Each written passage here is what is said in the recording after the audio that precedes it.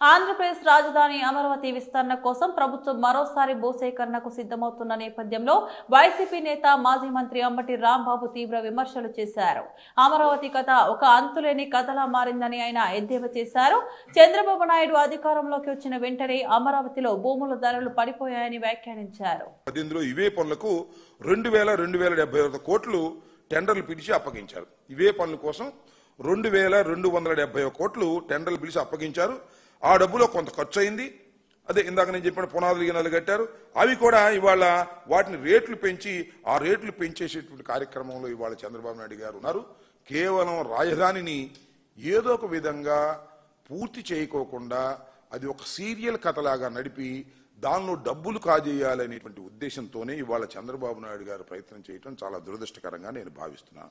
ఇకపోతే తాత్కాలికమైన కార్యక్రమాలు మీరు చూశారు కదా, అమరావతిలో ఉన్నాయని తాత్కాలికం. ఇప్పుడు దాకా ఏది పర్మనెంట్ లేదు, అన్ని తాత్కాలికమే.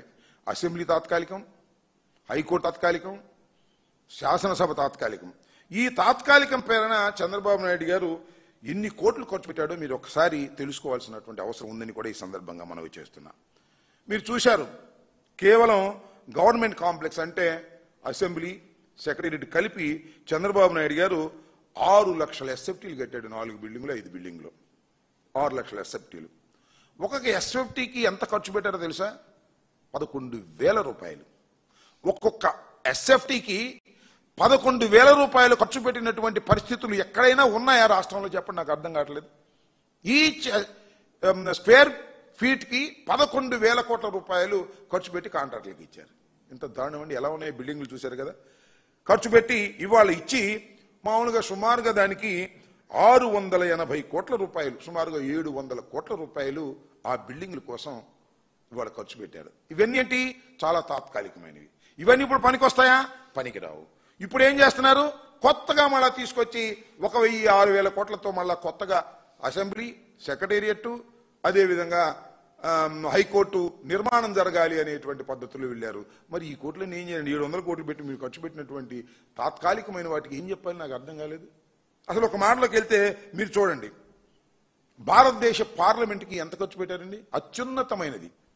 ఇప్పుడేమో 500 చెరువు ఉన్నారు, రేపు 800 చిల్లర దాకా అయ్యేదానికి 970 కోట్ల రూపాయలు ఖర్చు పెట్టారు. మరి ఇక్కడేమో చంద్రబాబు నాయుడు గారు చూడండి ఎంత ఖర్చు పెట్టారు. తాత్కాలికంగా 700 కోట్ల రూపాయలు ఖర్చు పెట్టాడు. గమనించాలి, మనం చేస్తున్నా పర్మనెంట్ గా ఒక పార్లమెంటు, అత్యున్నతమైనటువంటి వ్యవస్థ అయినటువంటి భారతదేశంలో పార్లమెంట్కి కేవలం 970 కోట్లు ఖర్చు పెడితే మన చంద్రబాబు నాయుడు గారు ఈ సెక్రటేరియట్కి దీనికి తాత్కాలికానికి 700 కోట్ల రూపాయలు ఖర్చు పెట్టి దానిలో కమిషన్లు కొట్టేసినటువంటి సందర్భాన్ని కూడా ఇక్కడ గుర్తు చేస్తున్నా. అంతేకాదు తెలంగాణ, మన పక్క రాష్ట్రం తెలంగాణలో కూడా సెక్రటేరియట్ కట్టారు కదా. ఎంతైందో తెలుసా? 558 కోట్లు. మన తాత్కాలికం అంత అయింది. అది కూడా ఒక మాటలో చెప్పాలంటే బ్రహ్మాండం కట్టుకున్నారు వాళ్ళు.